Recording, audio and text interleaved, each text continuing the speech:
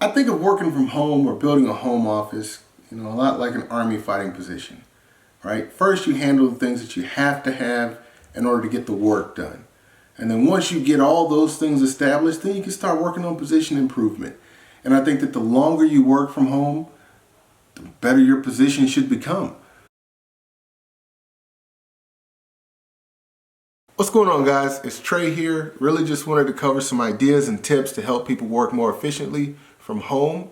I know that COVID-19 has changed the dynamic of everybody's work environment. Offices are closed. People are just having a tough time with things. Because I've been working from home for the last 7 years straight, wanted to share a couple of tips to hopefully make things easier for you along the way. So, tip number 1, the most important thing you can do when you're working from home is to make a schedule and defend it, okay? So if you're used to working 9 to 5 at work in an office every day, then when you're at home, you need to work from 9 to 5. And that means you got to protect that time. So I can't go to the grocery store. I can't wash dishes. I'm not doing laundry. I'm not taking the kids anywhere. I'm at work. And if you treat it like you're at work, then you're going to find that you're going to be more productive along the way. Step 2.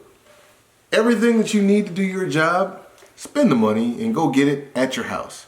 Because if you got to make compromises, that little bit of resistance is going to make it a lot harder for you to do your job. So if I can tell you one thing is, if you're talking on the phone all day, pay for a headset. If you need to print off good documents and high quality stuff, pay for a decent printer.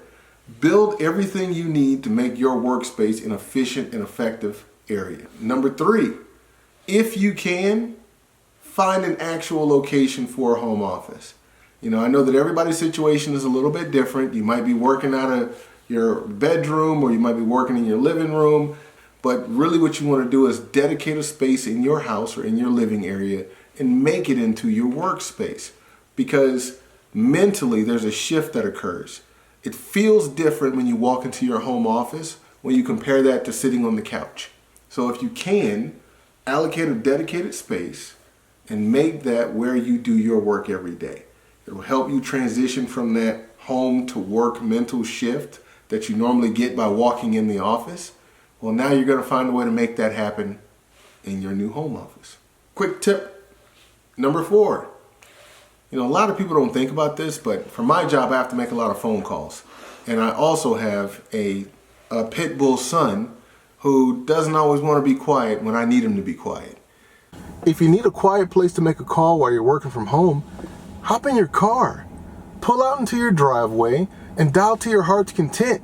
It's the perfect place to make a call to customers, to your boss, jump on a conference call. It really is a distraction-free zone. You get to control everything in here. Lock your door so nobody can pull a door on you. You don't have to worry about the doorbell ringing, your kids coming up asking for snacks, or your dog trying to bark at the neighbor across the street, or even like an Amazon guy ringing your doorbell to drop off a package. The bottom line is, it allows you to focus up 100% on the call that you're making and to give 100% of your attention to the task at hand, which in the end generally makes us all a little better at doing our jobs. Finally, recommendation number 5. If you can, try to make your workspace at home somewhere you want to be. That means invest in things that are comfortable. Spend the money so that you want to spend time in that space. You got to sit in this area for 40 hours a week, maybe 50, maybe 60, depending on what you do. So you might as well want to be in the room. You can see behind me, I've built quite the workspace. I tend to spend 60 to 70 hours a week in here. So it was important for me to make a space that I wanted to spend time in. So with that, that's generally a quick overview, 5 quick things that you can do to improve your workspace efficiency within your home office. Stay tuned. I might be doing some desk reviews, some chair reviews at a little later date, talking about why and what I think are the most effective ways to spend your money to gain efficiency. And hopefully I can add a little bit of value with the time that we spend together and help you perform your job at a much higher rate. If you feel like I missed anything, please, by all means, jump in the comments, let me know, create your own list. Happy to read the comments and learn from anybody else that's out there who's been doing it. I think that we can all make each other better just by sharing our wealth of knowledge.